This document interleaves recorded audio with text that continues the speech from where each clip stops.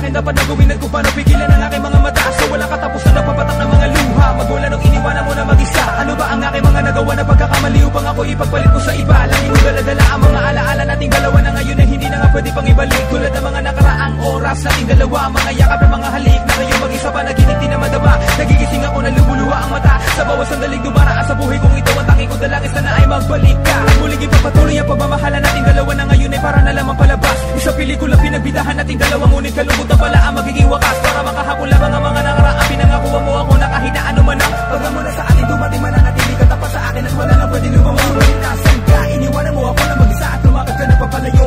Napakasakit na mabigo, hindi ko naman alam kung magagawa ko ba na makatayo.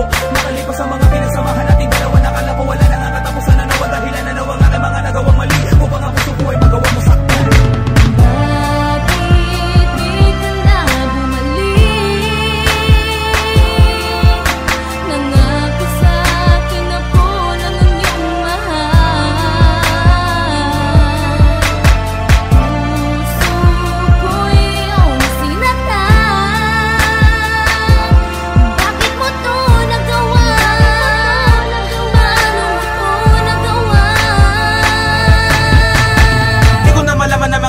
Gawin nung ang puso ko'y nasaktan.